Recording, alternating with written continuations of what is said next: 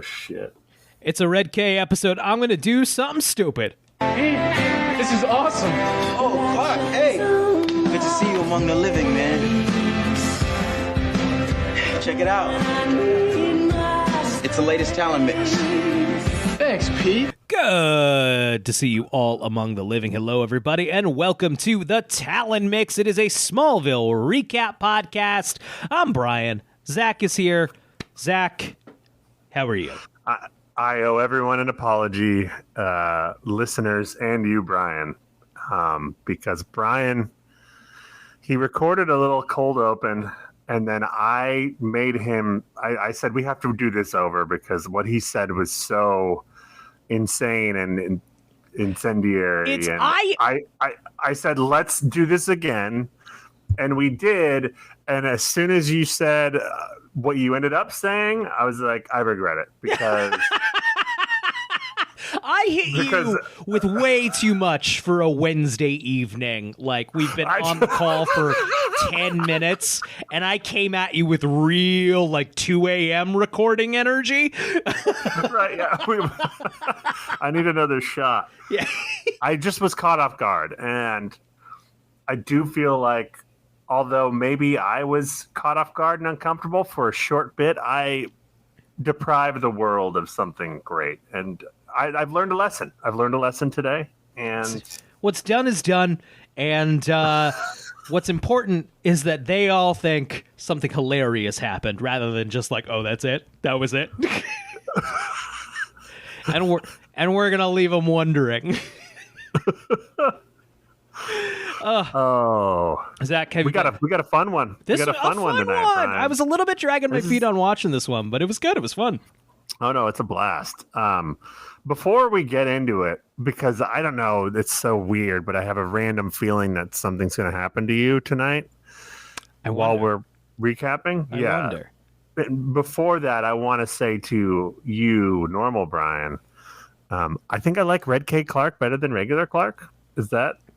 I think you have a point. I mean, I don't think he would make a great main character of a television show. No.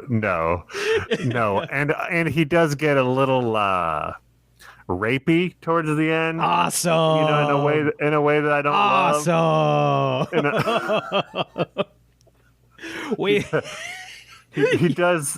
He does some really 2000s forced kissing that turns into consensual kissing. Yeah, real.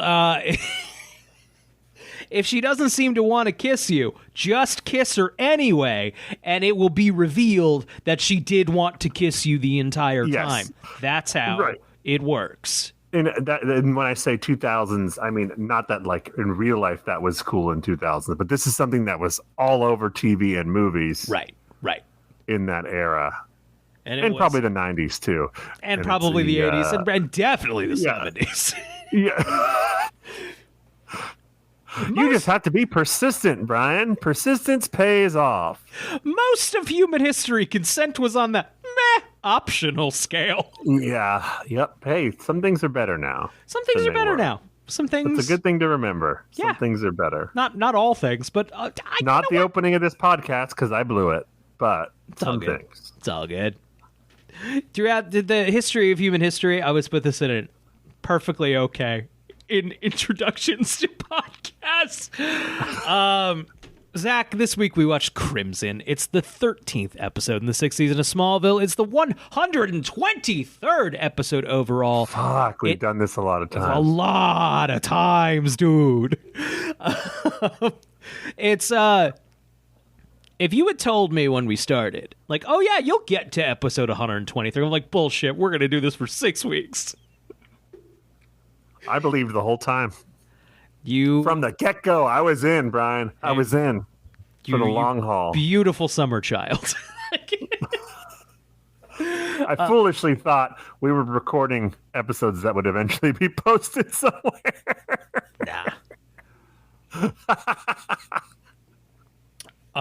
So this episode aired February 1st, 2007. It's a Valentine's Day episode. That's fun. The second we got like Valentine's Day vibes, I'm like, oh, we got a good one. Yep. Red K plus Valentine's Day equals good time. Oh, another Soders and Peterson episode. That's cool. Yep. Yep. I've enjoyed almost every. They've got, I think, at least one stinker, like proper stinker. But other than that, the batting average is pretty great. Yeah. I mean, I'm sure that's why they were the ones who took over. Right. All right, so I am going to start the recap. Of course, I'm reading directly from the Smallville wiki, smallville.fandom.com. Chloe and Clark arrive at the Talon, and Clark is appalled that there is an elaborate Valentine's Day party going on. He hits Chloe with like, "Hey, I thought we were just getting coffee," and Chloe's like, "I didn't know." Do we think she didn't know? No, because I think she says something to the real Jimmy Olsen later. The definitely real Jimmy Olsen, or I absolutely know what you're talking about. She says, "Hey, real Jimmy Olsen, I thought we were going to take Clark out tonight." But I guess that doesn't necessarily mean that she knew. Right. Yeah, that's true. I'm trying to imagine a Valentine's Day party at a coffee shop in the evening and like anyone going to that. It's Smallville, man. It's Smallville, I guess. There's like, you're not serving alcohol at this thing? Population of between 500 and 70,000 people, depending on Right. the episode. That said, here for it. Absolutely here for it. I thought we were going to be spending more time here, and I was very excited. Sad that it's just basically for the opening. Jimmy arrives shortly afterward with Lois, who is still upset over her breakup with Oliver.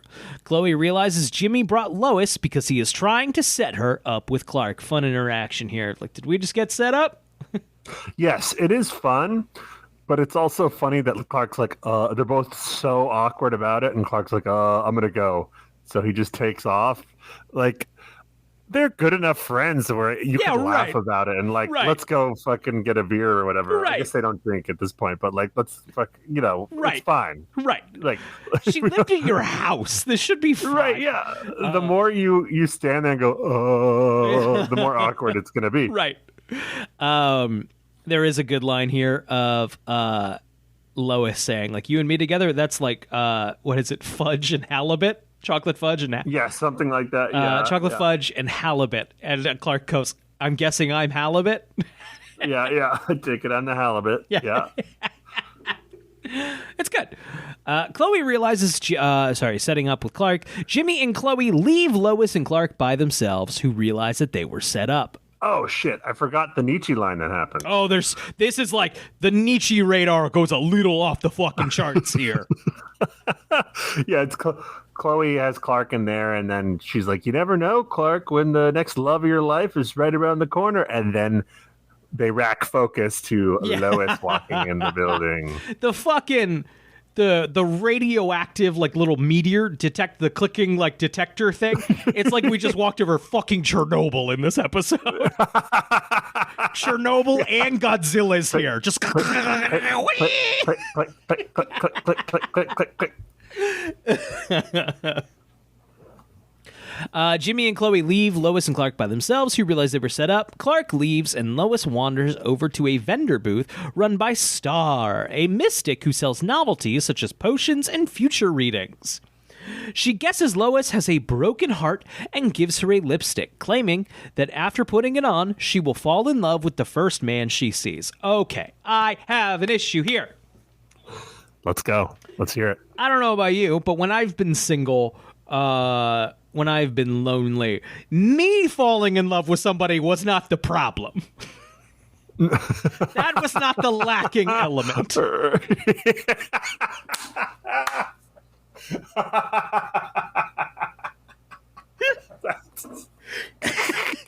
Right. I guess it is different when you're Lois Lane. I guess so. I guess we have a slightly different.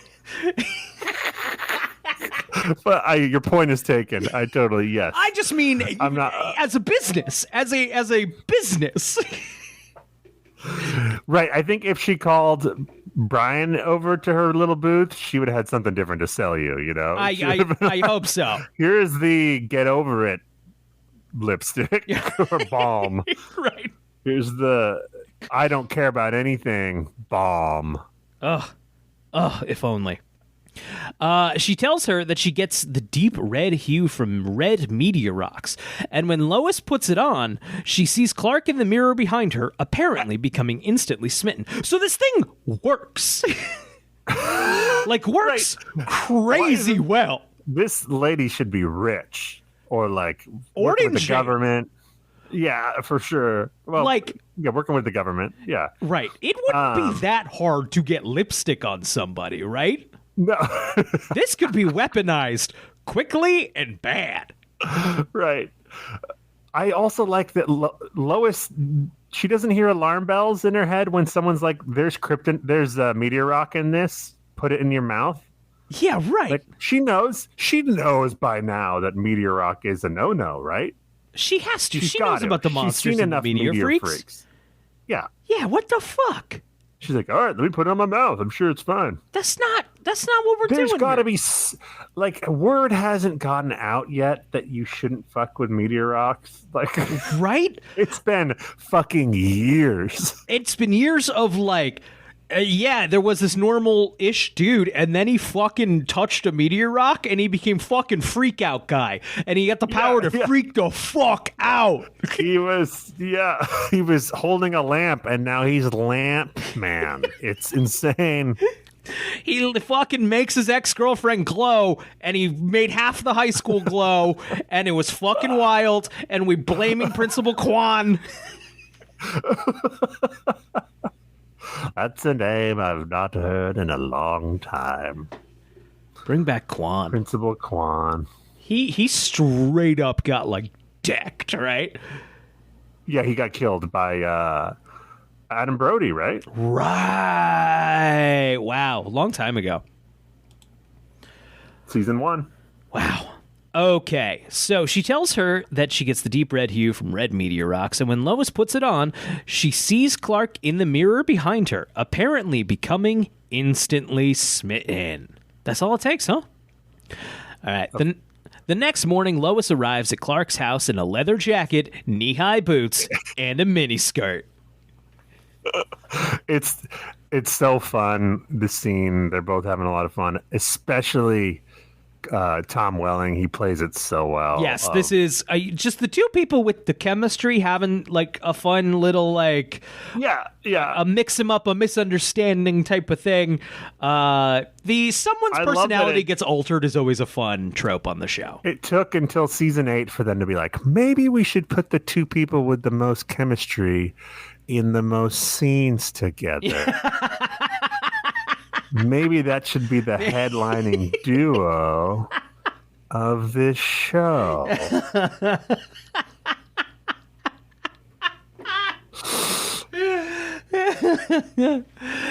It's kind of shocking they didn't they cast it so well, and she bounces off of him so fucking well. I mean, abort mission, make it happen sooner. Right, yeah. Or start playing with it sooner, you know? There is the aspect of, at first they didn't want them to have Lois at all, and then they didn't want them to, there was a few episodes, and they gradually, meaning the WB or whoever controlled the rights. Right. And so they had to kind of really battle to get her to be in the show as a regular. So I wonder if that's a part of it. Also, you have these other actors who you don't want to. I think they maybe misdiagnosed how important some of the other characters were to the success of the show. Yeah. Or maybe that's just hindsight speaking. And at the time, it would have been, for the audience, it would have been no, you can't. Incredibly true. I think in my peak watching, when I was the most into it, I would have fought somebody over, sidelining another. I mean, now, meanwhile, it's funny on this rewatch, Lana and Chloe have been sidelined so much. They just are sidelined. Yes. Yes. They're not that important to the show as I remember feeling they were at the time. It's kind of a thing that happens in sports, or at least for me with our local basketball team, the Portland Trail Blazers. We get it's our only major sports team here in Portland, and so we get really attached to that team and Sure. the players, and so you get attached to these players, and then there's rumors of them like getting traded, and you're like, no, I don't want to lose that. I don't want to lose that guy. Yeah. And then finally, when it happens, you're like, oh no, actually, it's totally fine. This is actually better. Which I think would have happened if they had pulled the trigger earlier. It would have been the same thing where it's like, oh no, they got rid of. And then the next season when it was Lois and Clark as the headliners, we would have been like, oh no, this is really fun. Right. I'm actually having a blast. We have the ultimate example of like nobody misses Pete. No. No. There's not a It is single about episode stakes. where like, man, we missed an opportunity for a Pete story here. The stakes are higher though when it's like it was previously the big romance of the show is Lana and Clark. Right. Right. And I understand them being nervous about moving on from that. The problem is they didn't have anything to do with it for like the last 3 years or whatever. Right. So, I'm so they really utterly over it. right. They stretch it so much. Yeah. I mean, we're not even there yet. Season 7 is when it's like, get me off this ride. it's still even like we're getting more of it now in this episode, and it still feels like the Lana Lex banishment island. Like, and now they're reaching out desperately, like trying to get involved in like a main storyline, Right, and they're still right. just kind of over there. It does get, if I remember correctly, it starts to get somewhat fun again when Lana kind of turns on Lex coming up, spoiler alert, but she's married to him and she's kind of figuring out Clark's thing, so she's kind of torn between two. It's Right. kind of fun there. It's this episode But, ends with the first I've had in a while of like, yo, what the fuck was that about? Right, yeah, excuse me, Doctor Person? What now? Okay. So Lois tells Clark that she's over Oliver now because she realizes that she's in love with him instead. I love how the little smitten lipstick of like, you're gonna fall in love with the first fucking guy you see, which is so dangerous. Thank God it's Clark, right? Right, yeah, I could have gone so badly. I mentioned who would go to that like Valentine's Day coffee shop party. It could have been me, which would have been great, and I would not have been like, "Hey, lady." It could have been Chloe, her cousin. She was there. It is a very heteronormative. It did say man, only man. It did say man. Okay, the lipstick only makes her attracted to men. Yes, got it. Yes, Great. but like This lipstick firmly rooted in the 2000s. yes, but could have been Chloe's boyfriend. The real Jimmy Olsen, yeah. The real that would've been Jimmy messed up. Olsen. And like, who knows? But Lois, with this fucking attitude she's got suddenly, I mean, it could have just been like, yo, real Jimmy Olsen, you want to make it with me or what? And Jimmy Olsen's gone. Yeah. I was going to say, I don't think he has the will that Clark has. Yeah. You know? He's gone. Also, Jimmy Olsen is not worried that he's going to tear this person apart with his super sperm. Like, if Clark didn't have that part of it, Right. like, Fucking if he was forget it. able to just have sex with whoever, I think it's a little dicier for him. When Right. I don't like, again, how old is he supposed to be? Fucking 20 years old. in Yeah. this? Yeah. When I was 20, if there was a very attractive girl that I was like frenemies with, Oh, yeah. Oh, forget that like our personalities didn't quite mesh, but we were still kind of buddies. And then one day, randomly, she was like, "Hey, you want to do it?" There was no amount of My hesitation. pants are gone. If she was on the other side of a wall, there would be a Zach-shaped hole in that wall. And I would be in the room with her immediately. You know what I mean? They would 20-year-old Brian is like a slightly less dumb 15-year-old Brian. Only slightly. right, yeah. Well, same for me. Yeah. And in a way, dumber because I have more access than 15-year-old Brian did. Right, yes, you know? yeah. Some idiots have decided you're a grown-up. Right. And I'm going to prove them Fools. wrong at any opportunity. And, add that into the mix of the most attractive thing to me is being into me. If any girl was into me, I could make that mutual real fast. I honestly, yeah. Yep. Rough out there, man. Okay, so Clark is stunned and remains speechless. She gives him a mix CD and advances onto him. This mix CD is genuinely very funny and pays off at the end of the episode. Very, very good. Yes. Was it Whitesnake? Yep.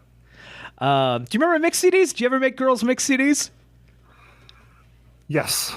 Yeah. Yeah. Absolutely. Yeah. It's like a really good way for a teenager with no balls to passive aggressively tell someone that he likes them. Yes, I never in the way that Lois does here of like, this is me making a pass at you. However, right. No, it was more like, here's a way for me to secretly engage with just you. because like I was thinking about you, I guess.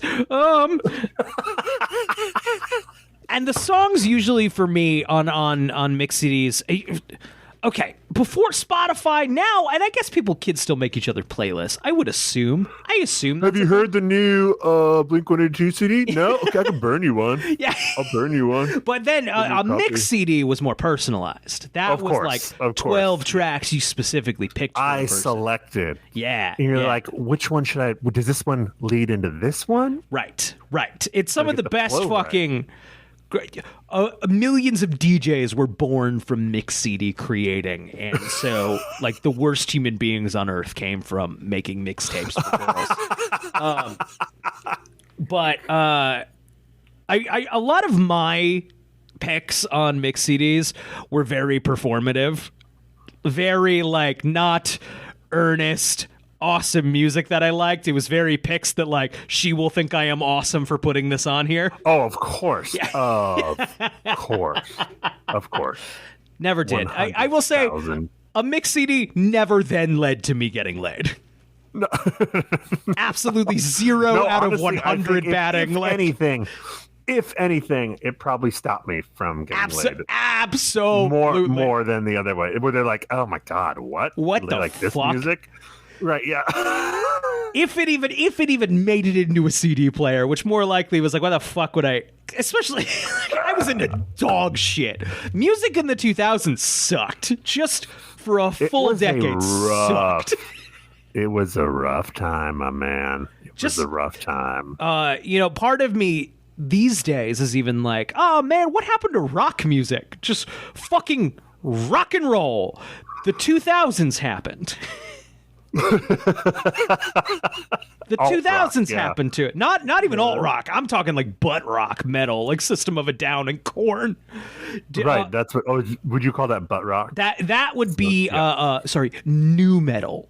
New butt. Yes. New butt.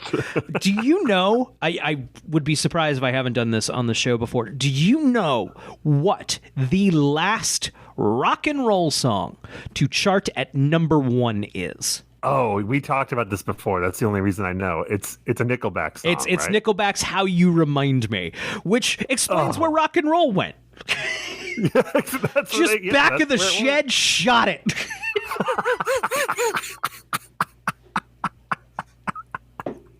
That's it. That song comes up at a bar. I'm losing my fucking mind. I mean, as far as their songs go, that's one of the better ones. That is one of the better ones. Yeah, I'm not going to lie.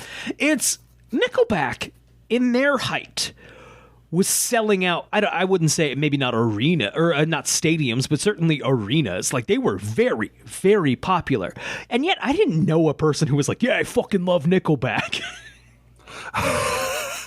I remember once it was so popular to talk shit about Nickelback to the point now where it's like, it's like too low hanging of a fruit. To be clear, we're not doing so like Nickelback sucked jokes. No, they had a lot of songs that a lot of people liked. Right. But I remember one time at work in my early 20s, I was making fun of it. And then one of our bartenders, she got real offended that I was making fun of Nickelback. Probably because she'd gotten so much shit for it before. Sure. But She was like, I fucking love that band. And another bartender we had a jukebox. Oh my gosh, I forgot about this. And one night she just played all Nickelback on that fucking thing. She put like $20 in it or something. As a power play, or I think just because she wanted to hear it. oh, that sucks. No, but like Yeah. if you're just displaying dominance by putting $20 in the machine and playing Nickelback, that rules. We did. Me and the kitchen staff did that once with Meatloaf's "I Would Do Anything for Love." Oh, great one. We did that. We put like for like over an hour like of worth of playing that over and over again. Beautiful. Until people complained, and then my manager just put the key in and shut it off. We were so upset. I to this day, I've probably talked about it before. I'm in a bar. I see a jukebox. I not as much in my 30s, but in my 20s, I was a real shithead about it. Usually, my favorites are if it's July. All I Want for Christmas Is You. Always a good time. Oh my god, you piece of shit! Always a great time. No, it's beautiful though when like everyone loses their mind and like goes for it. It's a transcendent moment. If you are in your 20s and frequent bars, I highly and you got to be in the right kind of bar where like people are fun. If they're lame, it's not going to happen for you. The Pokemon theme song, that one's a good time. I wouldn't know it if I heard it. You would have to. No, it just missed me. Wow. The 3-year difference between you and me was that right there. Well, you would definitely know it because the song is just screaming the word Pokemon. Gotta catch 'em all. Okay, You yeah, can't. that's You won't. incorrect. You want to know like what's this song about? It's about being the Is this best. Transformers? Yeah. What is this from? It's about being the very best, like no one ever was. To catch them is. Yeah, I guess it's those two. I had one more, but anyway, it's not that important. All I Want for Christmas Is You Pokemon theme song. Always a good time. Any other thoughts about bars, jukeboxes, Nickelback? No, I think I was just gonna say, I feel bad for all the shit I talked about in Nickelback, and I still don't love a lot of their music, but it's not worse than a bunch of other music. There's worse. There's worse music, I will admit. Clark knows she is acting strangely, and as soon as she mentions dancing and turns her back, he super speeds away. Chloe is leaving for work and finds Lana at her door. Lana says she realizes she left things in a weird place last time they talked and says she will quit asking Chloe about Clark's secret if Chloe admits that he has one. Lana, it's kind of none of your business, actually.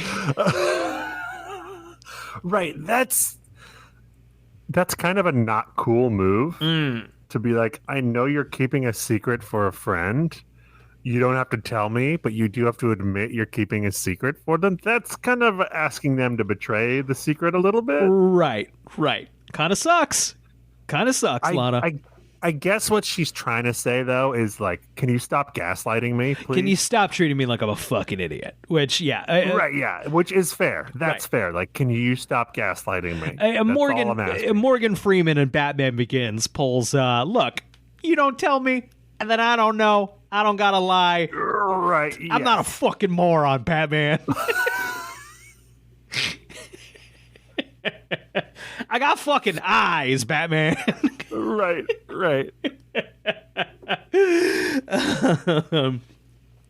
Okay. It says here she asks Chloe to be her maid of honor, and Chloe agrees, though that's not quite what happens. No, it's just she just assumes that Chloe wants to be in this abomination of a wedding.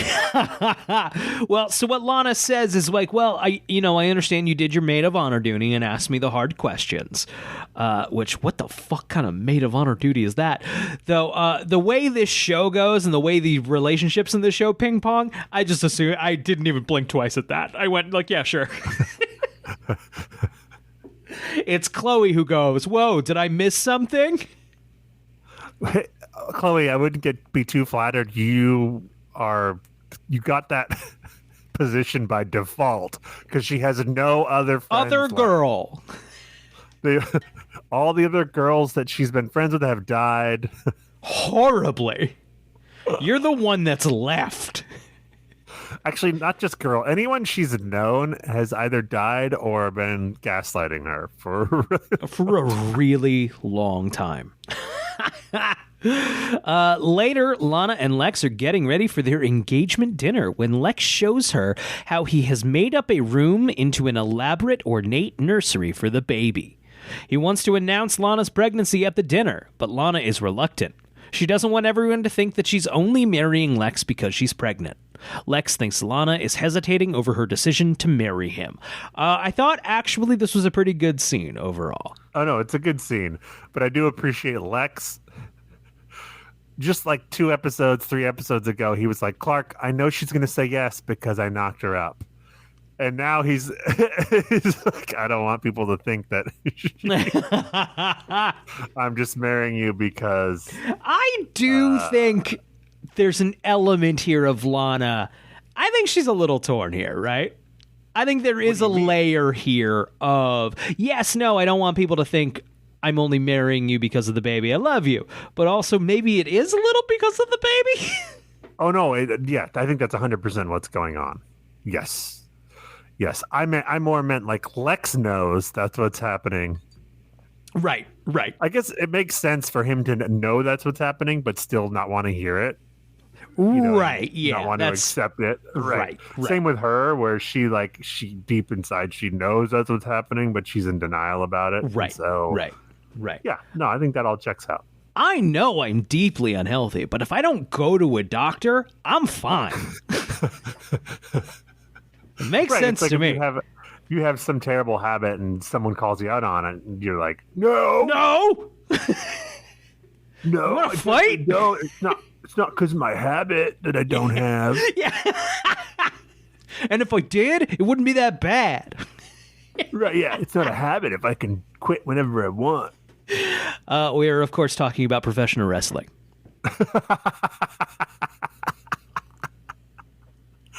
Oh, goodness. Okay. Later, Lana and Lex says, no, we read that part already. He wants to now. No, we did the whole thing. We did the whole paragraph. Next paragraph, Bri. At the Daily Planet, Clark tells Chloe that Lois is acting strangely. She doesn't believe him until Lois herself shows up. Lois then shows Clark and Chloe a heart-shaped tattoo that reads Lois and Clark forever, and they are both shocked. It's like, okay, so this makes you fall in love with someone and makes you fucking nuts? Right, yeah. It makes sense why Clark's kind of different personality-wise because he's on red kryptonite. Right.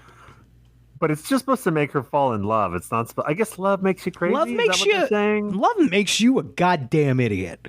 Yeah. That said, I am a goddamn idiot, and I've never gone that. I've moved too far, too fast. I've absolutely done that. That said, yes. Of course, now going into the realities of making a television show, needing to quickly communicate, she's lost it a little bit. Right, and we do find out later that it was a fake tattoo. Just to see his reaction would be my guess. A normal thing to do. That's for damn sure. Allison Mack is so good in this scene. Yes. So good.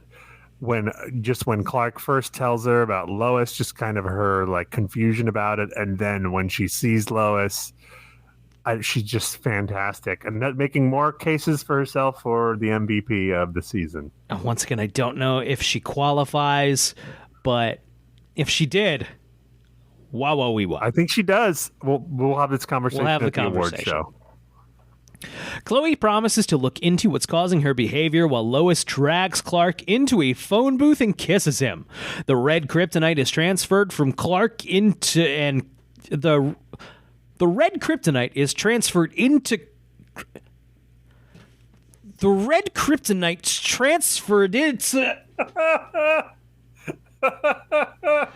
Stop, fuckers!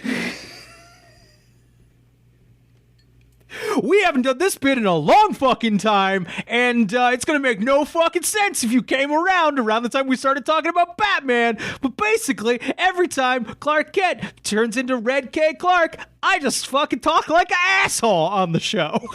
Brian, what's going on? You're not yourself. Nah, you can't do that anymore because Johnny K died.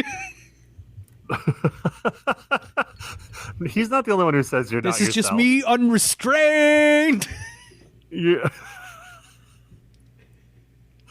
Oh gosh. I'm feeling my age on this bit. Red K Brian. You know what? Just cool it and don't try to fuck anybody, because I know that's what Red K Clark wants to do. That's what Red K Clark. Okay, but I'm going to do it because I want to, not because you told me to. Red K Clark fucks, right? For sure. Like Red he's K not going to not do it. We know he's that. not worried about. He's not worried about the sperm situation the way that regular Clark. No. He's like it'll be fine. Like he's like a drunk idiot who like doesn't have a condom. He's like it's fine. It's fine. It'll be fine. I will say I don't know if I've made this joke on the show. I am the father of a child that I had by having intercourse, which you may not guess based on my general demeanor, but I grew up Catholic. I know you did too. I was raised fucking thinking, you even look at a girl, she's gonna get fucking pregnant. God damn it! What do you mean? It, like, took a couple tries? What do you mean? Like, we had to like actively try, and like a couple times, like, nah, not this month. But not everyone's like that. Sometimes Not everyone's some people like are really fertile, and it just happens right off the bat. Right. So don't take that for fucking any sort No, of no, advice. No. Proper safety precautions. Because I'll tell you this, kids, expensive. And that's not even all the other things that could go wrong. Like, And we it makes it wanted harder this to do thing. Your Smallville podcast. What's that? I said, and they make it harder to do your Smallville podcast.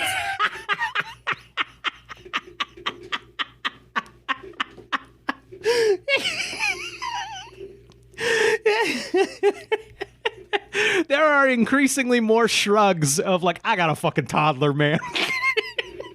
I didn't really watch this As episode. there should be. Yeah. I'm amazed that we're doing that as infrequently as we are. That was definitely a joke. Yes. Okay. Chloe promises to look into. Okay. So we got. I hate. Wiki. Thank you for writing our show. But they refer to Red K Clark as Cal, and I'm not going to do that. That's annoying because that was just one Red K Clark era. Every Right. other time he's Red K Clark. He's not Cal. They even just make specific things of like, it's just you. Right. It's just you without, and it's if Clark could have a few too many beers and he's kind of a mean drunk. Right. Basically is That's right. his inhibitions are lowered. Right. I don't get to just say I was fucking Carl. It's still me the next day, and I was kind of an When I asshole. stole your car and slapped you in the face, I wasn't Brian. I was Carl. That's not my fault. That's Carl. Talk to Carl, man. Talk to Carl. To be clear, I am not a mean drunk. I'm an overly friendly drunk. Oh, no. The listeners know what kind of drunk you are. Just for anyone not aware. Just I have never smacked anyone and took their car. Well, No. okay. So prompting a heated makeout session in the phone booth. Clark then takes her to an empty office, and Loie recognizes that she has kissed him before, and says that he must be the Green Arrow.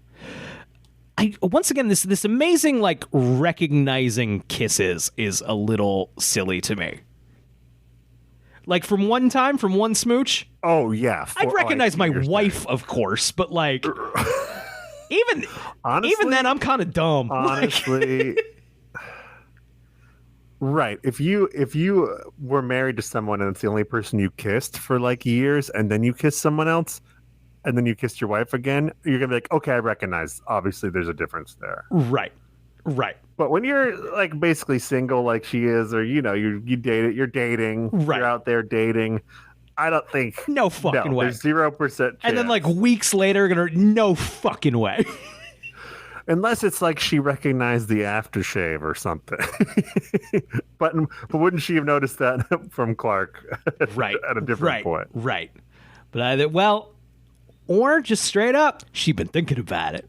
She been thinking about our boy. I mean, that makes sense. Right. That makes more sense. Clark flippantly replies that he was just dressed as the Green Arrow so she wouldn't know it was Oliver. Lois starts talking about Oliver, but a jealous Clark boasts that he is miles ahead of him. He takes her to the roof of the building and, wanting to show off, makes a superpowered leap to Queen Tower with Lois in his arms. Lois is amazed. They break into the Queen Tower loft and make out on Oliver's couch, which is only interrupted when Clark notices an invitation to Lex and Lana's engagement dinner. He decides to crash the party. You know what? I have superpowers. I'm going to show you by jumping over to that other set we have across the way. Let's see, which building should we jump to? The one we've got built? Zoom, baby! Fuck Oliver. He can't jump really high or have laser eyes or run really fast. He sucks. He sucks. I like that Red K. Clark, tells Lois his secret in 30 seconds, and still, by the end of this episode, has not told Lana. Even under fucking Red K. Right. He's trying to, win her over, and he knows the only thing she ever wants from him is to know his fucking secret. And is still nah. Nah, don't tell her. Don't tell her. Don't. No. Okay. He decides to crash Lex and Lana's engagement party. Chloe is on her way to the party when Jimmy shows up. He has brought her flowers for Valentine's Day. He remarks that she is dragging her feet about getting to the party, but Chloe denies it. She asks him to look into whatever is causing Lois's behavior, and he reasons that Lois and Clark just have great chemistry. If only, Jimmy, if only. He thinks Chloe is jealous of Lois because of her feelings for Clark. I gotta say, we've seen it, I think, a little. I'm happy to get that seed back on the table. What, the Chloe Clark thing? Yeah, that's been routinely underplayed. I remember that being, we've talked about it 100 million times, but I remember that being way more of a thing than it actually ended up being. I mean, her pining after him was a major thing for the first 4 seasons. Maybe I just remember it being more mutual. I don't know. I remember it being a bigger deal. Season 1 was when he was kind of flirting with the idea of dating her, and then the tornado happened. But I don't know. I'm over it. I'm like, I'm like Chloe here. I'm like, hey, Jimmy, shut the fuck up. That's old news.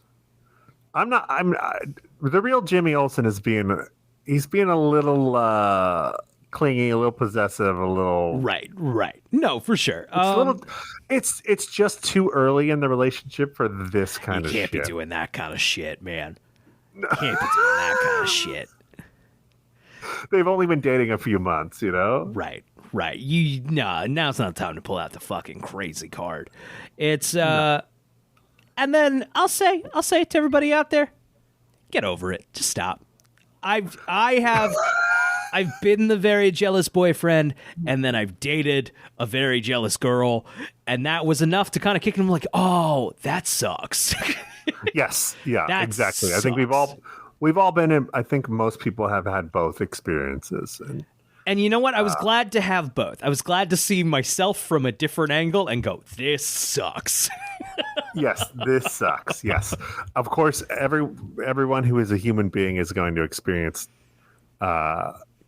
jealousy in some regard with someone you're with, unless you're a sociopath. But or unless you don't give a fuck about them, which sounds like not a good setup. Right. But you can't let it run rampant. You know what I mean, man? You gotta. What you learn is also it's a self-fulfilling prophecy with very much so. If you are worried that you're going to lose them and you let that take over, then you're definitely going to. It's 100% 100%. And it's also it's a you thing. You gotta. You're right. If you are letting that absolutely control and color every interaction, that means either something's already wrong. You know, if you're feeling that all the time to the point where I know the word gets overused, so please take it in the best intentions here. If you're being a little fucking crazy, maybe take the fucking, ease off the gas a little bit here. Yes.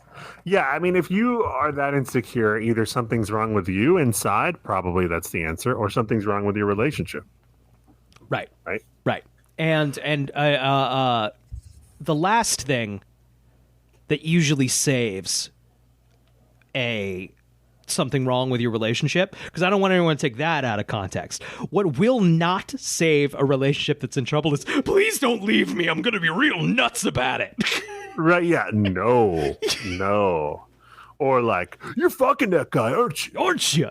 These are You sleeping with him. These are hard won lessons, gang. Hard won.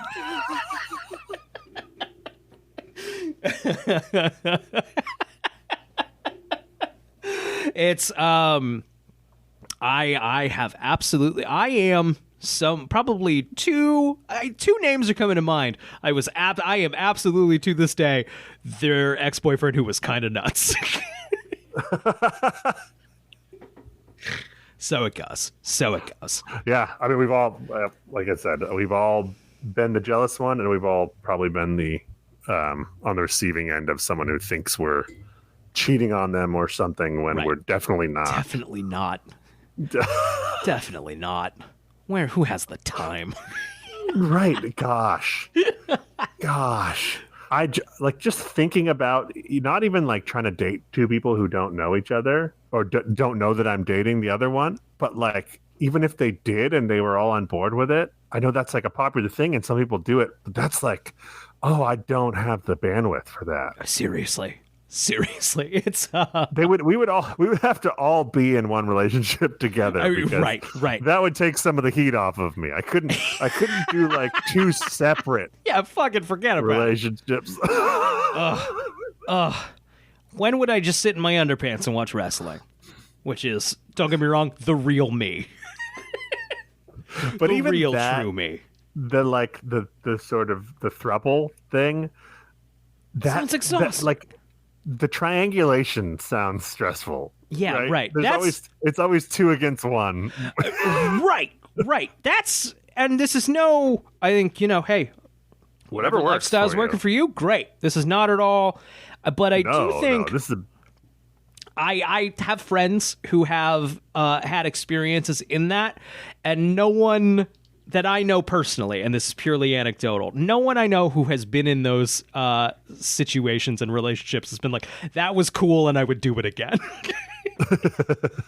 No, I've seen it go. I don't know if going wrong is the wrong term, but it doesn't last.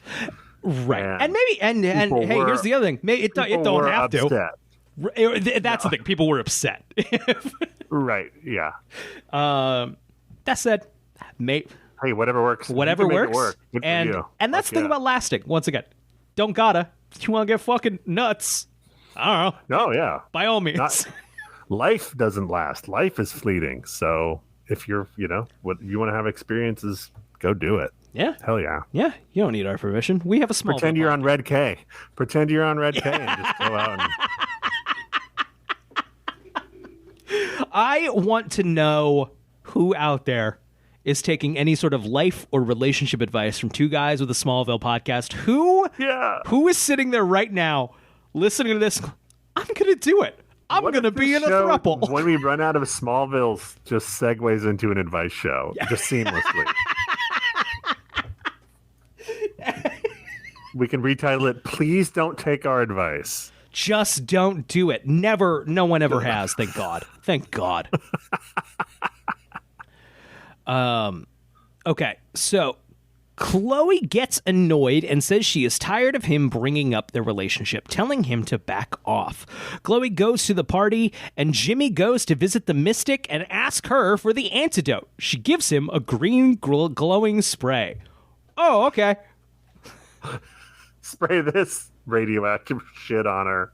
Awesome.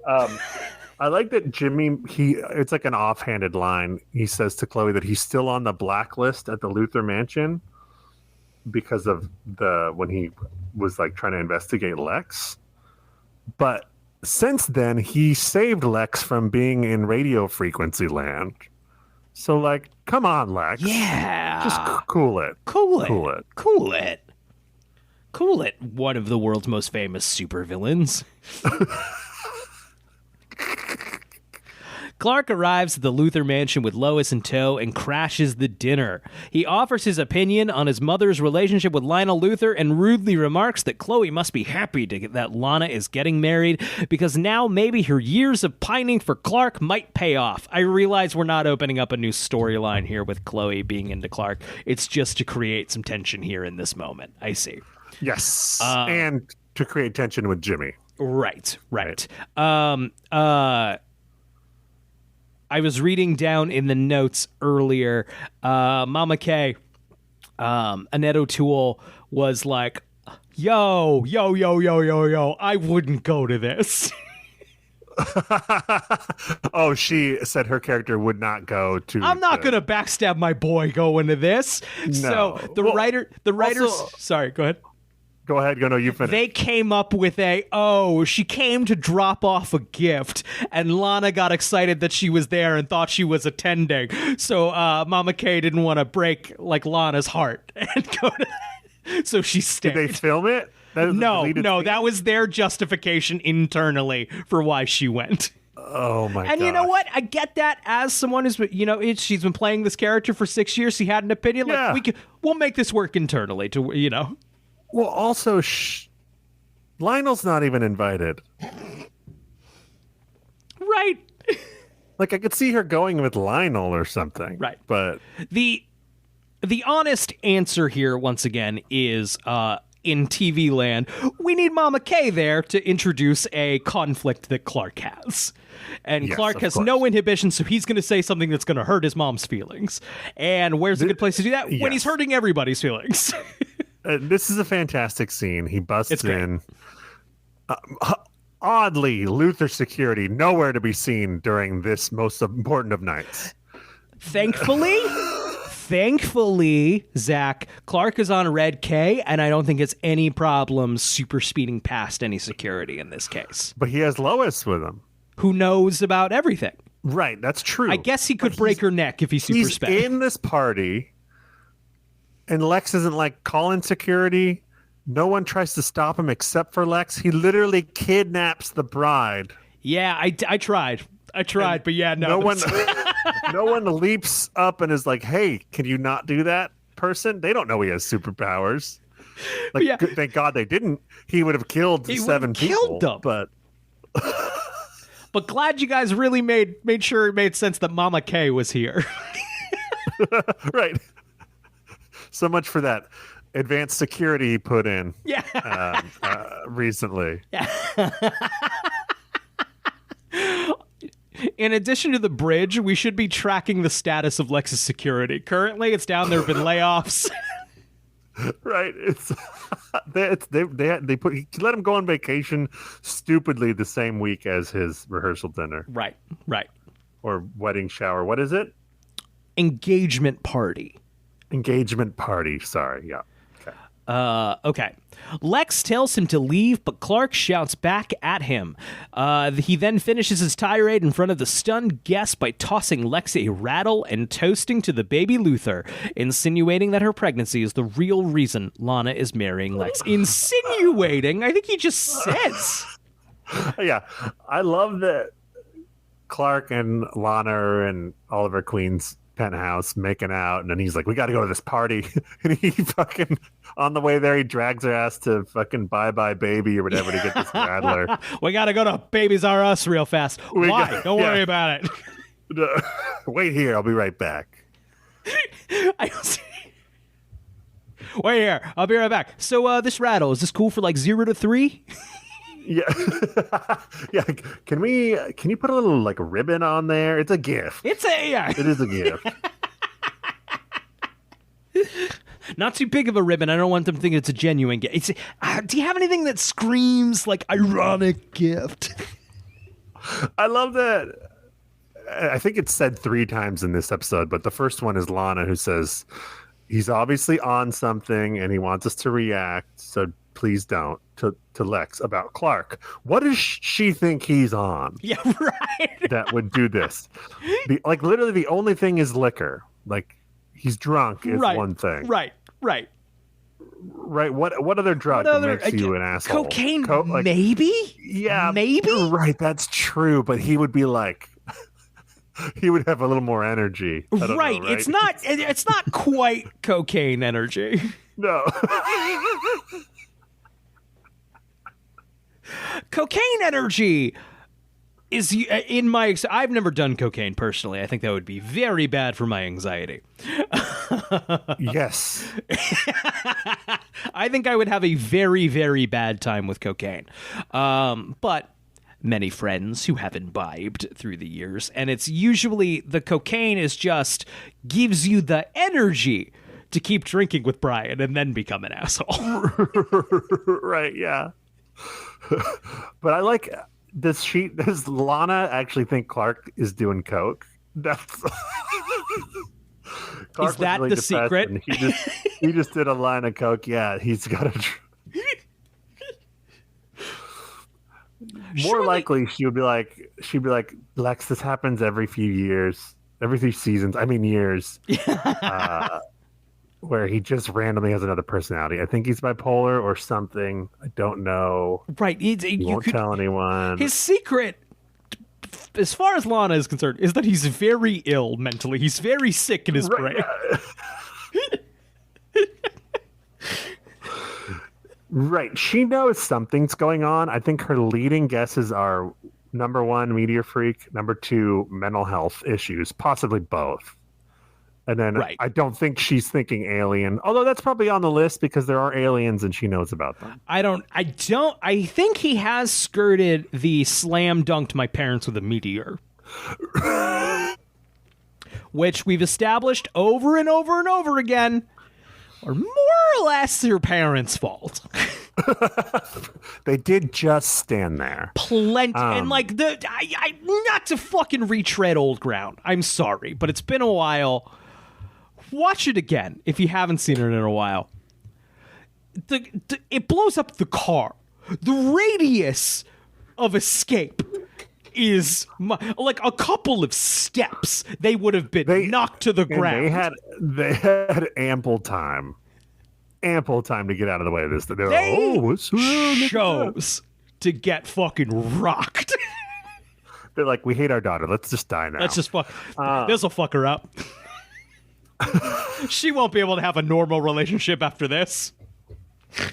Brian, I think we've talked about this also, but I just want to bring it up again. Mm-hmm. I'm pretty sure when she does learn his secret and then they end up together in season 7, it is never addressed him telling her, having that conversation, I'm the one who killed your parents. Wow. Which seems like a cop-out. Yeah, you got it. What's the point of having it if you're not going to do it?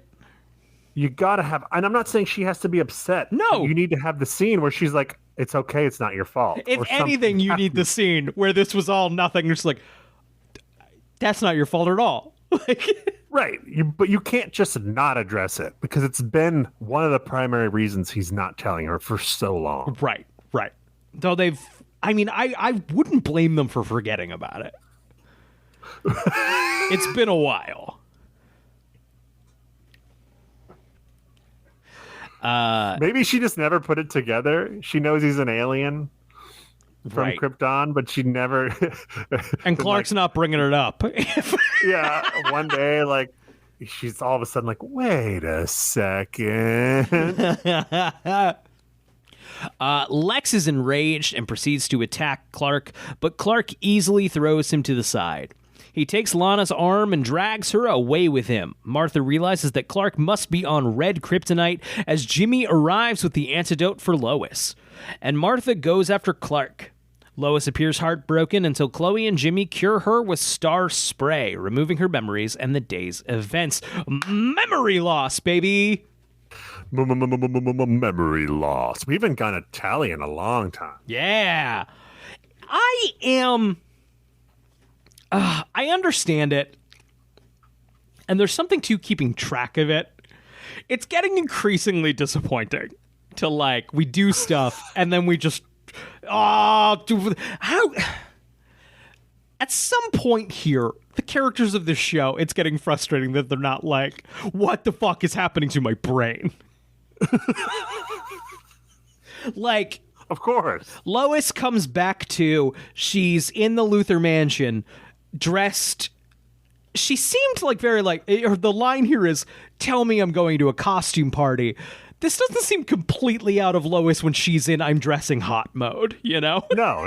Like, she when owned she's those clothes. What's that? She owned that outfit. Right. It's very like, this isn't out of character for like if she was like looking hot for Oliver, which she's done a couple of times over the course of their relationship. Right. So it's not crazy, but you know, she's dressed in a style in a place she didn't think she was, and she's just like, this again, huh? Right. Yeah. No, whatever. Yeah, this happens all the time. She at the end of the episode, she chalks it up to, I was on something. That's like, what? Don't you want to know what? Don't you want to know and what? How? And how and where? Don't you want to know more details about it? Did a crime happen to you? Like, did I get abducted by alien? Am I missing time? I'm just like, all of a sudden, this should be on Unsolved Mysteries. Right? I don't know. I'm finding it increasingly lazy. I understand. I'm not saying if I was in the writer's room, I would know how to fix it. I don't. I do not know how to do that, but I'm finding it increasingly lazy. Well, we're never going to top season 4's 24 instances of memory loss. How many of those times were like, fuck, even we don't know what's happening. Fuck, can't it be that? Fuck. See their see the Halloween franchise. We've talked about this elsewhere, how movies should only get one proper, some movies count, other movies don't count in the franchise. Right. Yeah, one memory erase. Yeah. Did you see that Halloween is after the David Gordon Green? We're going to go back to the original film. What? When did this come out? This was like 2 days ago. I didn't see this. So wait, they're making another sequel to Halloween 1. That sure sounds like the case. I will say I don't know what this is. I don't know who's doing it. I don't know. I don't think there's a clear goal here. Yeah, I don't think there's a director attached or a writer or anything like that. Okay. I think it's just and I also think they're going TV show. All of these things are the current swirling theories. Nothing confirmed. But yes, agreed. Fuck that. But the move is obviously to do totally different characters, maybe even a different town. And Michael Myers is kind of a ghost story that people tell to each other, and he just shows up and starts killing people.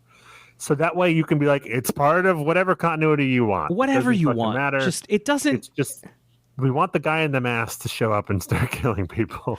You know what I didn't mind? And I'm not suggesting this straight up for the Halloween franchise. But did you see the 2009 Friday the 13th reboot? I know exactly what you're talking about. I saw half of it, but I know what you're talking about. It's not a good movie. By any stretch of the imagination.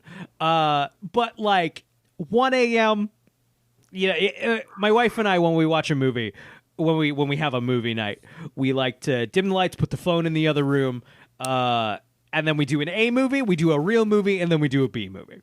And the A movie is, we usually call it the homework movie, the thing we think we should have seen, and then we put on something fucking easy. And then one night it was the 2009 Friday the 13th. Just that was the vibe that night. And that there movie, are worse Friday the 13th movies. That's exactly it. And what I thought was interesting about it was it's 2009. There hasn't been a Friday the 13th in a good long while, and 2009 just plays the hits. Everything you know from Friday the 13th happens in Friday the 13th, 2009. Well, it's a reboot. So they do all the origins because, Jason famously gathers all the pieces of his lore throughout like the first 5 movies. Right, of course. Right, yes. He's not in a hockey mask until the third one he finds it. Right. right? I might so. be 2, but I think you're right. It's 3. Oh, it's the third one. Wow. So he's You're right. It's the right. You're right. So in that movie, he's like coming across these things. You know, they have the mom. They do all the stuff, right? Right. Yes. Hit all the stuff. You want them to do that with, but there's no way to do that with Michael Myers because he comes fully formed already. It's not that I want that. Just do a Michael Myers movie. Play the hits is what I mean. Not necessarily in the same way. Babysitters. Creepy dude who just wants to do murders. Yeah. Like, just do it in another town. Just do. You don't have to extend a mythology. You don't have to explain anything.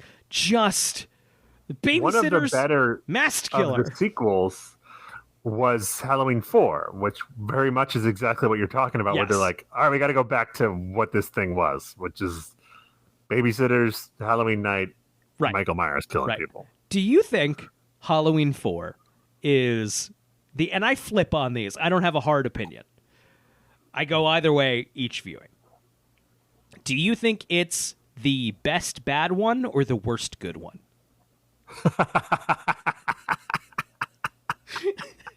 It might be both. I think it's both. Like I said, every viewing I probably do either or. I think it's both. I mean, my gut would say the best bad one, because if I think of these movies in different groups, I think of 1 and 2 as their own thing. I think of 3 as its own thing, and then I think 4, 5, 6 as their own. Which ones do you consider straight up good? Which of the Halloween movies? Not great, good. You know, I'll say but in the good quadrant. Honestly, 1, 3, 2016. I like the 2016 one more than 2016? You, I think. Something like that. The first 2018. You're right. You're right. The first David Gordon Green one. I've come around to it. I like it quite a bit. The first time I saw it, it was a thumbs down for me. Now it's a thumbs up, and I generally enjoy it. So I would say 1, 3, 2018 are firmly good, like not just relative good. Those are good. That's what I'm looking for. I'm with. I haven't seen 3, but I'm with you so far. Yeah. This may sound crazy, but last time I watched Halloween Ends, I thought it was good. I'm with you here. I liked Halloween Ends. Now, granted, I might have been riding high from the fucking intro, which I thought was standing on the couch fucking nuts. I mean, it for all its sins, it's trying something. You know? People didn't like it. I know that. I finished Halloween Ends with a positive thumbs up. I had a good time watching it. I really like the movie until it does all the things that it thinks we want a Halloween movie to do. I agree. And it's kind of horseshoed in at the end. I agree. But when it's about that kid or whatever, I'm like, this is a good movie that I agreed. Yes. I don't think 2 is good. That's the one I've maybe seen the least, aside from Halloween 3, that I haven't seen at all. I think a lot of people give 2 a pass because it's produced by Carpenter. He wrote it. It's shot by Dean Cundy. It looks good. It has the music. I think 2 is kind of trash. It's more of a Friday the 13th movie. Right. I think 4 is better than 2. Once again, I haven't seen 2. It's missed the last couple of years in rewatch. That I haven't seen it for a very long time. And then the only other one that I go back and forth on is H2O, which I don't know if it's good or if it's just relative good. I have fun with H2O in the right context. Mm-hmm. That's certainly. So I'll give you 3 or 4 are good movies. All right. Yeah, I'm with you. I think we agree more than not on. Which I think is more than Friday the 13th's 1 or 0, maybe. I'm closer to 0 on Friday the 13th. Yeah. I can have fun. That's where I think the 2009 one is one of the better ones. Yeah, there's no Friday the 13th movie that competes with the worst of the 4 I just mentioned. Yes. Agreed. Agreed. Of course, like, and let alone the original Halloween. It's like, get the fuck out of here. Stop. You're embarrassing yourself. But like, no, I've had conversations with people like, well, no, the first Friday the 13th is good. No, it's not. No, it isn't. Like, not really. No. I'm not saying it's not fun at 1 a.m., in like a summer horror. That's I'm not saying you can't have fun with it. I'm just saying it's not very good. The first Friday the 13th, and I'm sure some fans will think this is insane, is about as good as Halloween 4. I think you nailed it. Right? And I like Halloween 4. I like the first Friday the 13th. Fine. I have fun with it in the firmly right a good movie. Yeah, no. I would never put on Friday the 13th in like I'm going to revisit this and watch it as a movie and like kind of sit. But like friends want to put on Friday the 13th. Sure, great. Sounds fun. Right. Let me put it this way.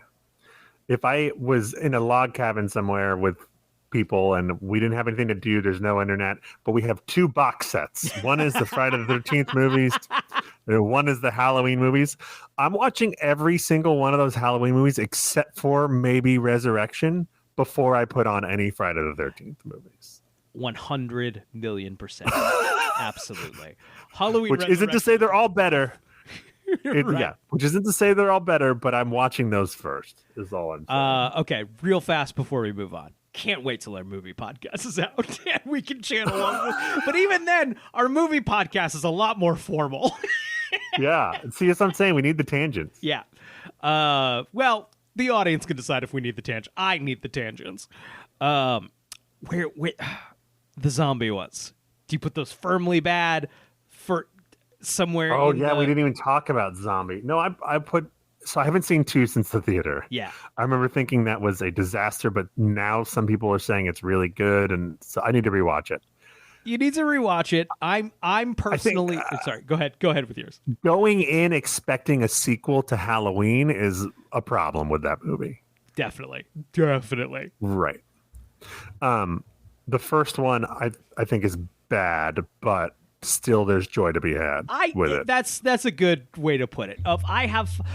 I have more fun with the weird, like, just forget it's a Halloween thing.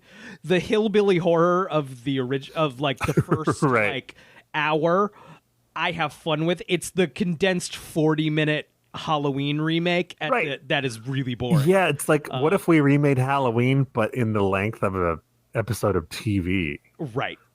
It's but like for the first hour, I would not good. But joy to be had. I think you nailed it. Yes. Yeah. There's some stuff I'm like, well, and people are like, well, you shouldn't explain Michael Myers. It's like, I put it unintentionally, Michael Myers. I put that there unintentionally, but I think that was a Freudian slip. We're like, it's not scary if you explain Michael Myers. And sure, that's fine, but we're here now. And right. But also, they have like kind of explained him a bunch of other times in the series. That's the thing. The precedent has been set that it's fine. Yeah. 2 is it is a disaster. It's a total fucking disaster.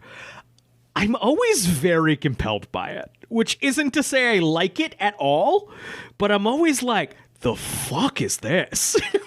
It's like the Armageddon of hillbilly horror movies. Yes. It's fucking buck wild, and I am not a Rob Zombie fan, but I think if you are a Rob Zombie fan, A, I don't want to hang out with you, but B, you might like Halloween 2 quite a bit.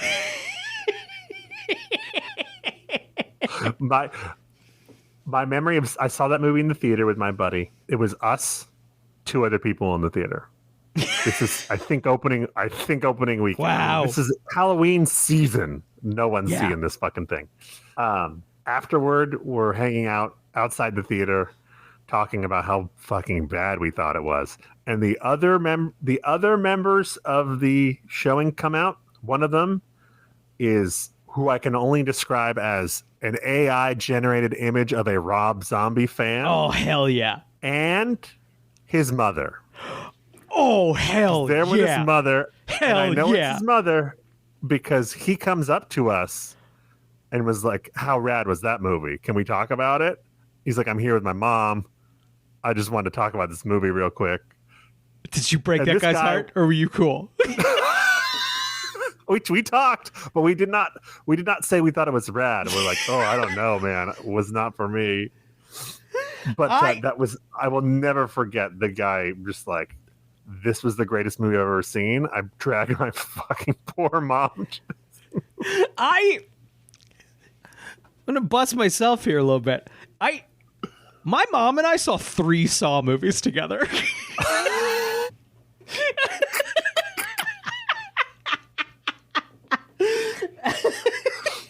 Did you go up to other people after the movie and were like, I can't talk to my mom about this, so can we talk No, I about talked to my this mom, movie? who I saw the movie with. Yeah. But yeah, my mom and I saw 3 fucking Saw movies together, which I kind of forgot. Oh, man. All right. Any other thoughts about horror movies? No, well, what are we talking about? What's this right. podcast? Yeah, about? yeah. Oh, right. Clark has kidnapped Lana. Clark takes Lana to the barn and tells her that they must still be in love and she should marry him instead. This is one of those TV show things where as they're walking into the barn, they are like having the conversation that you assume they would have had on the drive over. Right? Nope, just sitting in silence. They just, I'm kidnapping you, but we're going to sit here in silence while I drive us. I was like, so what is going on? We're going to save it. It's going to be in the barn. It's going to be nice. You're going to like it. Why does it have to be in the barn? It just does. Just 'cause that's where we smooch. Because we have that set built.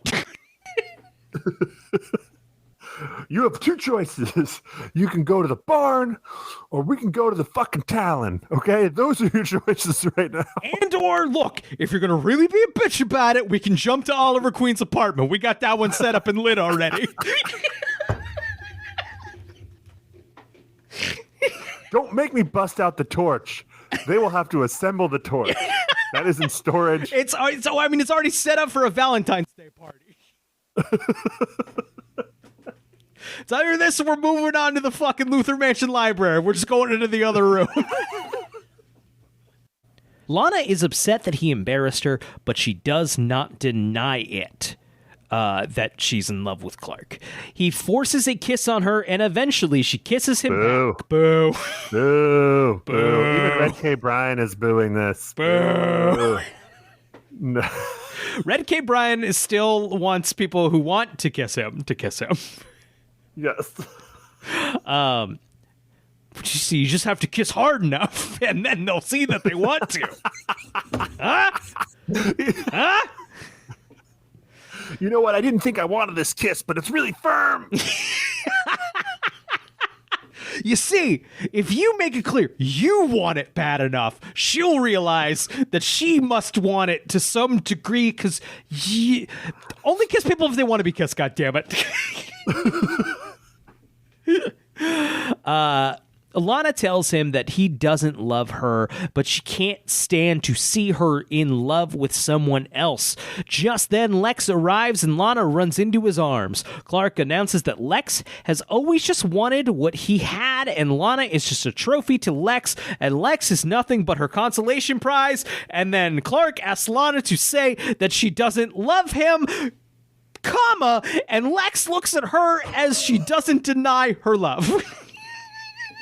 Oh my gosh. We didn't need that. We didn't need all that. We didn't need all that. Cold reading is fun. It's sometimes you get sent. Once again, thank you, whoever wrote this wiki. Thank you. Thank you. You wrote our show for us. But sometimes you're reading a sentence and you realize there's no end in sight here and I don't have enough oxygen to get this out. Clark again walks up toward Lana, but Lex points a gun at him, warning him to stay away from her. Lana is scared and surprised by Lex's gesture, which was extreme and inappropriate for the situation. Well, I don't know. Debatable. Nevertheless, Clark mocks Lex before he grabs him by the throat and starts to choke the life out of him, admitting that if he'd known who Lex was destined to be, he would never have rescued him from the bridge years ago. Lana tries to pry Clark's grip off of Lex, but he is far too strong. Lex grabs a long chisel and tries to stab him with it. Clark crumbles to the ground in pain just as Martha shows up. She tells Lana to leave, but not before Lana notices the chisel on the ground, its point bent up. Martha reveals This scene, from the moment Lex comes in, is fucking dynamite. It's great. I have so much fun with it. I love just the way it escalates, kind of the way real conflicts do in real life. Absolutely. Like, Clark's like, I'm walking towards Lana. Lex pulls a fucking gun out. And I love Clark's reaction of like, you poor thing. You just have no idea. Like, normal Clark would have taken it easy, but I'm Red K Clark and I don't give a fuck. So that ain't going to do shit, big guy. Yeah. So he grabs him and like carries him through a wall and like is choking him to death. It's just like shit is popping off, all this tension between them for years. And finally he's like almost about to kill him. And then I love Lex. Lex literally tries to kill Clark with a chisel. Yeah. In self-defense. Right. Of course. And then just leaves. Like he and Lana just leave. Because Mama K's like, Lana, just leave. Right, Don't worry, I'll figure it out. He's on bath salts. We're talking about that a lot in the 2000s. But I know Lana suspects something. She finds the chisel. But aren't there conversations had of like Lex like, I did stab him with a chisel. PCP. Is he alive still? PCP. PCP. That's what he was on. That's it. Was PCP. The thing is, even if he was on PCP, he would still keep going when he was stabbed. But when the PCP wore off, the stab wound would still be there. You didn't do enough PCP in the 2000s, Zach. It's different now. Yeah, they took out the good stuff. PCP got worse.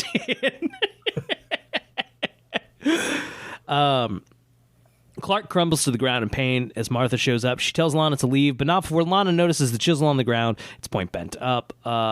Martha reveals a green meteor rock as Clark writhes in pain, sweating profusely. He's restored to normal as Clark. The next day, Clark has to face all of the rude things he said and did as Cal. He was a rude dude. It's rude to kidnap people. It's so rude. It's very rude of you to kidnap her and force kiss her. Rude. Rude behavior. Cool but rude. Raphael, Teenage Mutant Ninja Turtles. He says he didn't mean them, but Martha states that, in fact, he says exactly what is on his mind when he is on Red K and shouldn't always bottle up his emotions. He says that he can't let Lana marry Lex, and Martha tells him that he needs to let go of his feelings for her. I do want to say real fast, Martha's like, you bottle up your feelings. Any fucking teenage rebellion this kid has had. Mama K and Papa K fucking laid down the goddamn hammer. That's true. We were not pro Clark blowing off some steam a couple seasons ago. I feel like Mama K wanted to be a little more lenient. I think you're right. Papa K was like, yeah. You are right. Thank God he's dead. It's an octagon. I gotta say, Papa K, Johnny K, sad he left us. Don't miss him as much as I maybe thought I was going to. Zach's nodding no in agreement. Just like, yeah. There's no stories here that I'm like, this would be better if Johnny K was here. Yeah. No. He did his thing. Lois arrives at this point, and it is evident that she does not remember anything about what happened yesterday when she was affected. She is obviously uncomfortable about a lack of memory. We've got so many weren't yourself or like isn't themselves. I don't know if we were keeping track of those specifically. We've got so many this episode. Oh, do we? I didn't. How come I didn't write them down? I must have missed them. Yeah, we'll go back. I don't even remember if we keep track. Are you sure it's not when they just said I was on something, she's on something? They were no. Saying that There's also a lot of not themselves. Interesting. Okay, now I have to rewatch the episode. At least. I'm saying a lot, very confidently. There's at least one for Clark that I know for sure. Okay, and I think. All right. Well, I will find out. Clark gently teases her about the affair, grinning broadly as he banters with her as usual. He doesn't tell her the whole story, but when he shows her the mix CD she made for him, she is clearly embarrassed, and the pair exchange awkward glances. You missed the good bit. You missed the best bit, Wiki. This might be my favorite scene in the show this season. So no far. fucking joke. It's so, like, as silly as this episode is, it's such a good fucking teen drama moment. Clark. And they're both so good. I know we harp on this, but Tom Welling's acting, I think, increases threefold in scenes with her. Absolutely. Just, that's what chemistry does, man. Yeah. It's, so Clark hands her the CD, and, Lois takes it and goes, Whitesnake, I must have really liked you. Yeah. How good is that? The payoff of that bit is so fucking good. It's great. Especially at this point in time when they're only giving us little nuggets of romance between the two of these. It's part of the Nietzsche machine gun that is this episode, but that's the bullet that killed me. You know? Yeah. I mean, and Tom Welling's face when she says, do you think it's so funny because he knows they didn't, but he's having fun messing with her. Right. It's so good. But then when she says, I must have really liked you, his smile fades because he's like, oh, what does that mean? Uh-oh. Yeah. Really liked me. Great scene. I'm rooting for these kids. I hope they work it out. Yeah, fingers crossed. Fingers crossed. I feel good about it. Chloe thanks Jimmy for his help in restoring Lois. She gushes about how great they work together, but Jimmy brings up Clark's behavior. Jimmy has a couple of good points here. He has a really good point. I believe he literally said, there's a sentence here. Chloe brushes him off and Jimmy gets annoyed, saying that Clark was acting like a jerk and Chloe always makes excuses for him. Jimmy basically says, like, if I acted that way, you would fucking ditch me in a heartbeat. And she's like, yeah, but you don't look like Tom Welling, bro. No offense. Sorry, buddy. Most people don't. No, most people don't. I sure don't. Not me either. I sure don't. She tries to assure him that there's more to the story, but Jimmy gets upset and challenges her by saying if she had to choose between him and Clark, she would choose Clark. Chloe assures him that she likes him, but he doesn't believe her. He says they should take a break and leaves as Chloe starts to cry, heartbroken. Okay. I was on his side until that ultimatum shit where he's like, you would choose Clark. Yeah, well, I've known him since I was a little kid. Right. And we've been dating a few months. Like, so fuck right off. Right. Absolutely. Why do I have to choose? Who's making me choose? That's the question. Are you making me choose? Yeah. I gotta say, Chloe, Allison Mack is putting in the work of this episode. She's done great. This is not my favorite Chloe crying scene. Oh, she's got a lot to choose from. Right. Lex gets Dr. Langston to check up on Lana, and he gives her a clean bill of health. Lex indirectly mentions that Lana was kissing Clark back, and Lana asks him if he was going to shoot Clark to protect her or because he wanted to hurt him. Lex admits that he felt he had the right to go after Clark. He says he doesn't know what he would do if he lost Lana, who seems to start having doubts about the goodness of Lex, who exits. He says, I don't know what I would do if I let you slip through my fingers. He says romantic. The weirdest, creepiest shit he could possibly say. Yeah, that's not romantic, bro. That sucks, dude. That sucks big time. What if I said something that sucks right now? I also appreciate that, like, Lex wasn't there when they were kissing. He only knows that because Clark said it. Right. I like the idea that Lana wasn't like, no, he made that shit up. We definitely didn't kill. Like, I would. Nah, yeah, no, I was going for No, it. we Dude. weren't. He kissed me. I didn't want to. That's what I would have. Nah, I went right for it. I went right for it, I was big into guy. it. I wasn't into it at first, but then he won me over. He was firm enough. It was so firm. Hey, when you were kissing, do you want to fuck him? Do you want to fuck him? You want to fuck him? Do you wanna fuck him? Take your shirt off. Take your shirt off. You want to fuck him? Howard, get out of here. Back. You want to go in the vault? Howard, you got to go in the vault. You got to go in the vault, big guy. That emergency door was for you were running out of oxygen or to go get a sandwich in my kitchen. All right. I'll go back in the vault. Get back in the vault, Howard. Don't fuck anyone. Logan will fuck.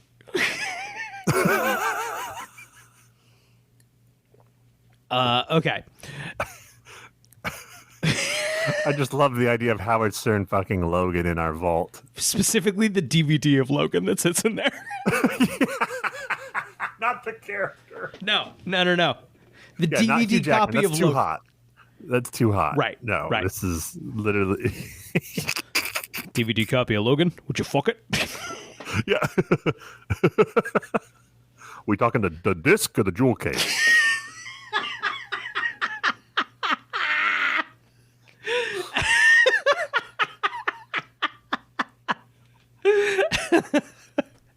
Okay. So Lex exits and meets the doctor in the hall. So basically, the doctor had said, like, hey, pregnancy's going great. Good job. Lex goes out into the hallway and is like, so how's she really doing? And I'm like, what the fuck does that mean, Yeah. big guy?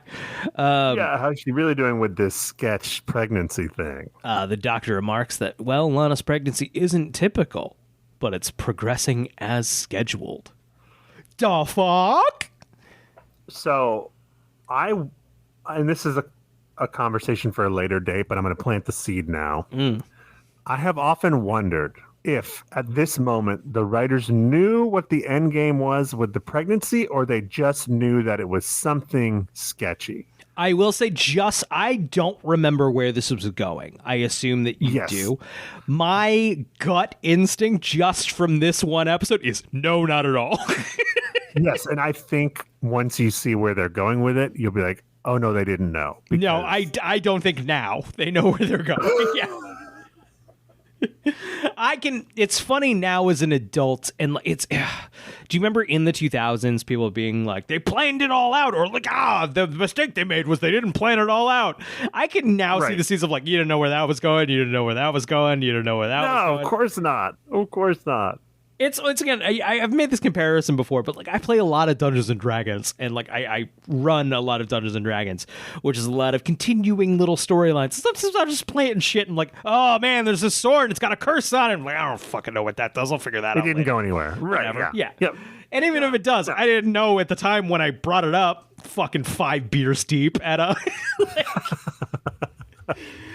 No, the amount of times I've looked at my notes, like blah blah blah, I got a fucking cursed sword. I'm like, fucking shit. I guess I gotta figure out what that does. But like the shit, you just say it confidently, and then. Okay, so in her bedroom, Lana opens a drawer in her dressing table where she has hidden the bent chisel Lex used on Clark, setting the stage for her journey into discovering the truth about him. Zach, did you have a comment on the wiki there? Well, I think I know that there was no note in there that's told you to say it like that, but I think that was implied Yeah, in the way it was worded. that's hence why I did it. Yeah. The journey, lot of things, journey to self-discovery. All right, I am looking at the notes here. The CW released a poster with the tagline, "The legendary love affair begins tonight," to promote this episode. Oh, with Lois, yeah. And that, yeah, the poster is Clark and Lois looking hot. The old bait and switch. Right. Once again, no Lionel Luthor this episode. He must have been doing a play or something. Sure enough, Zach, I take it back. I thought the Martha Kent thing was just an internal decision. No, there is a deleted scene. Martha goes to the mansion to give Lana a gift. So that means they wrote this scene and shot it knowing they were going to cut it from the fucking episode. Yeah. She explains that Lionel is out of the country and was unable to attend. They're like, we need to appease Annette O'Toole, so we're going to film this scene, and it'll end up on the DVD. It's fine. Do you think by the... Are Annette O'Toole... Are Martha Kent and Lionel Luthor formally smooching by this point? No, I don't. Not for. I don't know Sorry, if they ever formally do. is the wrong word. Do you think they have smooched yet? Off camera, like secretly? Yeah, No, because I think we would have to see it. I think they would have to show us. they'd have to show us. They'd show us first kiss. They'd have to. They'd have to. They'd have to. They'd have to. Yeah. Okay. So we got here when Chloe says the next love of your life is right around the corner. Lois comes from around the corner. I have here. I'm just cold reading. I'm reading the words. It is interesting. So I'll be the fucking judge if this is interesting. We'll see. Yeah, to be continued. So, once again, me cold reading. It is interesting that Lois and Oliver were invited to the engagement party since Lex has openly expressed disdain for both of them. Lois in solitude and Oliver in reunion. Lana could have invited them, but she has only met Oliver in passing. And while in earlier episodes such as Oracle have portrayed her and Lois on friendly terms, they are not close friends. Lois is not seen at the wedding. Ooh, that is damning. See, That's pretty bad. Because I was going to say Lois I could see her definitely getting invited. I was like 100%. Right. I see that. Right. Or at least I wouldn't question it. By Lana. Yes. But if she's not invited to the wedding, man. Although, maybe she was going to be invited to the wedding, but then she crashed. Yeah, she was kind of fucking engagement weird. dinner. And maybe Lois didn't want it. Maybe Lois was, or also maybe Lois was still invited, but was like, oh, it was fucking weird at the engagement Yes. party, Nope, and I there we don't go. really want to do that. Plot hole filled. Filled. Yes, Julian Luther bridged that fucking plot hole. This can't be true. This is shocking. This is the first time that Clark, Lana, and Lex are all seen in the barn together. I can't think of It must be true. I mean, it must be true. Yeah, I'm thinking. Yeah. No, must be. That's wild. Okay, I don't know what this... Even though Lois is seen putting the White Snake CD into the CD player at the Kent farm as Clark zips away, Clark hands the same CD to Chloe in the... he's got super speed. I don't give a shit about that. Sorry, just scanning here, trying to find anything else. Lois is the first human to be infected by red kryptonite. Though, is that red kryptonite? Yeah. I don't. Yeah.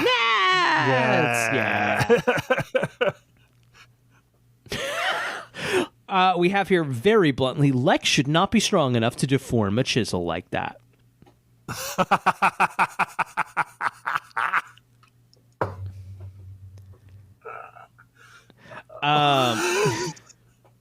Okay. Simone Bailey played the character Star, who was the fortune teller potion mistress. She has been a Smallville High student multiple times. In the episode Ageless, a photograph of the actress Bailey, Simone Bailey, was used for the yearbook photo of Smallville High student Jacqueline Gould. The same photograph would later be used in the yearbook picture of former Smallville High student Tanya Hartz, a character appearing in the episode Commencement. However, dialogue from Chloe frames Star as a complete stranger, meaning Star is neither Jackie Gould or Tanya Hartz. You know, I don't know. This could be like Val Kilmer in The Saint, or fucking. She could be the talented Mr. Ripley, for all we know. Or Star is just her fucking little potion girl name. Right, exactly. Yeah. Look, I I spent a lot of time living in Brooklyn. A white girl suddenly calling herself Star is not completely out of the fucking question. Right, and I didn't know everyone in my high school. Yeah. If I met one of them now and they're like, my name's Billy Bob, I'd be like, okay. Hello, nice to meet you, Billy Bob. Yeah. Just looking for other fun stuff. I don't see anything crazy, so I think we had featured music this episode. Our Finest Hour by Ginger. I assume that was just in the this not a proper needle drop. I reckon that was during the Valentine's Day party. So I think this is the last appearance of Red K. Clark. ever? I think so. I mean, does the wiki not say that? Because I think it is. I don't see that. Wow. But lazy. wow. I feel like we should have sent Red K. Clark off with a better. It doesn't. Maybe I'm wrong. Maybe I forget. I have here. This is the first appearance of Red Kryptonite since season 4, and Lois's first encounter with Clark's Cal personality. So she must do it again. Though. Oh yeah, maybe It doesn't say only. You know what? There might be another one. I think they do an episode. Nah, I don't want to say because I could be wrong. But they do an episode that's supposed to be like The Hangover. That's kind of fun. This is one of their bad later season episodes, and maybe he has that ring on as part of that. I mean, they must do it one more time that I forgot about. Some forgettable episode. Listen, I feel like the Red K. Clark and Red K. Bryan deserve a character that I love so much that I completely abandoned him 2 seconds into acknowledging his existence in this episode. Deserves at least 30 seconds of acknowledgement in his final episode. It was episode. more of a visual bit. It was back when this was on Twitch, and I'd put on a leather jacket and sunglasses and tell Zach to go fuck himself. It was. It's never really.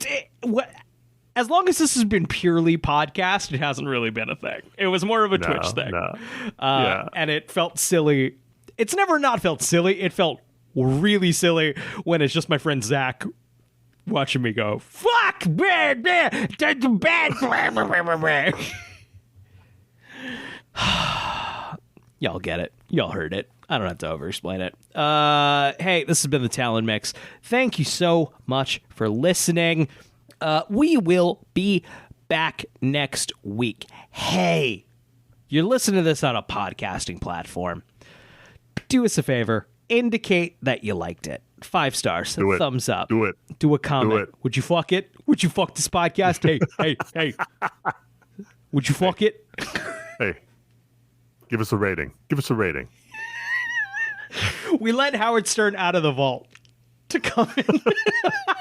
We let got tired of fucking Logan. radio legend Howard Stern is begging you. Imply you liked this on your podcasting platform of choice. Hey, we got a Patreon. You can go to bit.ly Brian Zach Pod. Once again, that's bit.ly Brian Zach Pod. There's our Patreon. There's our Discord. We got fun stuff coming up. We've been spending the last couple of weeks to months now working on something we're really, really proud of. We're really, really excited about. And Patreon is going to give you more of that stuff when it launches. So, hey, maybe get there now. Support the show. Thank you to everybody who does now. Hey, Zach, do you have a question for the Smallville Gods? Oh, no. I knew I was going to have to come up with something, and I didn't. Does Howard have a question? Oh, gosh. See, I think Howard asked the question last week. He did. Okay. Here we go. We got Howard. Howard, would you like to ask Smallville Gods anything? Can you get me a disc with a bigger hole in here?